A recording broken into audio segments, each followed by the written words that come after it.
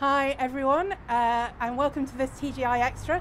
You may remember a few weeks ago on TGI Monday we were talking about other religions, and in particular we had a question about interfaith dialogue. So today I've come to All Saints Church in Darlaston, which is just off the M6 near IKEA, and it's a church which works really well with its neighbour. You'll see in the background the local mosque. So I'm here today to meet John Barnett, one of the Diocese Interfaith officers. Hi Roz. Hi John, nice to meet you. How'd you?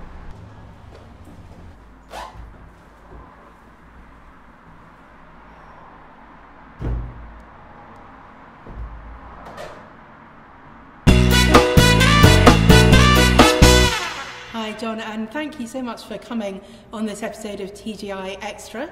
Thank you, Roz. You're an interfaith officer in the Yep. Diocese of Lichfield. Could Yep. you just tell us a bit about how you came to be involved in that aspect of work?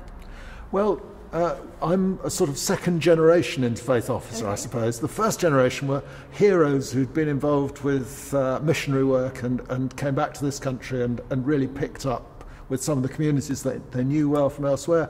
Our second generation tend to be people who have just come across interfaith situations and people of other faiths in our normal parish life. So I'd spent 30 years odd working in Birmingham Diocese, and my last post was in Smethwick and Oldbury, and I got involved with a lot of interfaith work there. That we were hosts to the Interfaith, Sandwell Interfaith Network, and so I got involved with that. We set up a community locally which comprised our local mosque, ourselves, and some genuine whirling Sufis, which were very exciting, and a Black-led Pentecostal church. And between us, we developed a community association that employed a worker. So we worked quite closely together with that. And then I was chaplain to the local authority staff, and that was an interfaith post, as a lot of chaplains are. So there's a lot of expertise about interfaith stuff to be found amongst chaplains of various institutions. I can see. That would so make sense. That helps. And so could you just explain, perhaps for those who aren't so familiar with the idea, what interfaith dialogue is, what interfaith work entails, what you're hoping to achieve through that? Yeah.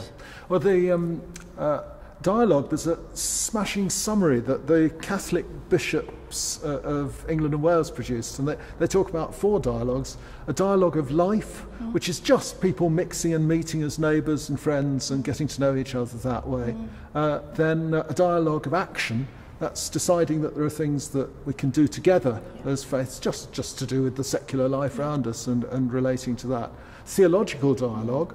And a marvellous example of that's been going on in Cambridge for years, where they've been looking at the scriptures between them, and scholars have really worked hard to prize out what the scriptures mean to them. And then a dialogue of religious experience, where people share actually what it means and what it feels like to belong to their faith, and explore how each other experiences God. So part of that is just about getting to know people and sharing lives and living alongside each other. And then part of that moves a little bit further into thinking, what do people believe? How does that work out in practice?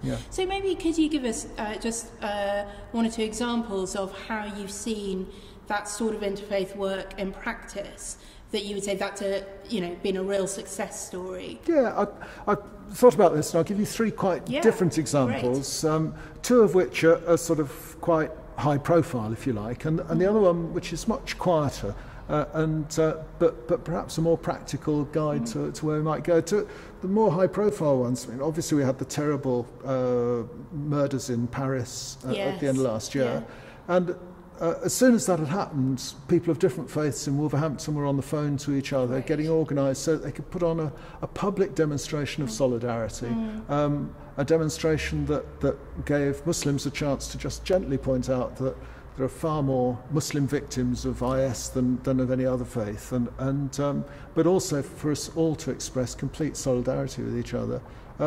Similar thing happened in Sandwell, and that was actually led by the Muslims in Sandwell, and it was a privilege to be able to speak at that and offer our support there. And then at the cathedral we had some Muslim speakers who came to speak at the cathedral on the service there. Yes, I remember after that happened. So that's one sort of response to, and that was televised on ITV and BBC, different events. So those people who say, well, the Muslims never really say strongly that they're these things are they could see with their own eyes and hear people's hearts. And that's something you say it's very big and public, but actually I'm sure had a big impact on individuals who are living alongside people of different faiths and able to trust them. Okay. So then another sort of fascinating example is from Stoke, actually, where Bishop Jeff, again because of the relationships that he'd got, all these things come out of long-standing relationships, but he was approached to help a university course in a Muslim university with their understanding of Christianity. And over 2 years, he and Alan Townsend, his interfaith advisor for his area, produced this course so that Muslims had a real understanding of Christianity, rather than just sort of the versions that you can sometimes pick up. And that's very interesting, isn't it? Because I think as Christians we tend to think of interfaith dialogue as us needing to learn about other people's faiths, but actually it goes two ways, and part of it is about communicating what we believe and sharing that. So, and then the down-to-earth example, we've got a thing called Near Neighbours, which has as its aim, it's a scheme that's government funded but operated through the Diocese, and it has as its aim bringing people together locally. And one of the examples, there are hundreds of such schemes that have gone on over the last couple of years, but to pick just one out, the Little Brothers of the Good Shepherd, which is a Catholic organisation in Wolverhampton, provides lunches for people who are on the streets or who are otherwise desperate for hot food. And they wanted to expand that, and they thought about expanding that as an interfaith activity.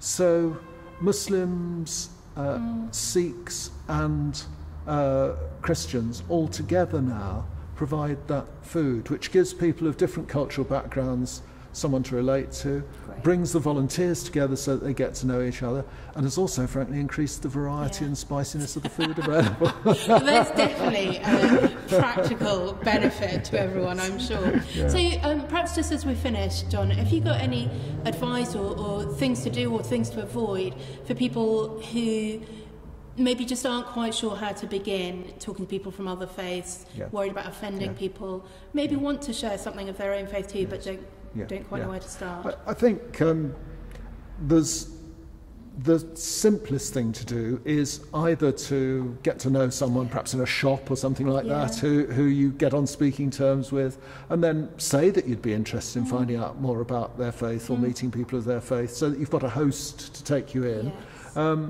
Or if you want to be in touch with, it could be myself, or I might pass people on to their own area, episcopal area advisors, to provide that link.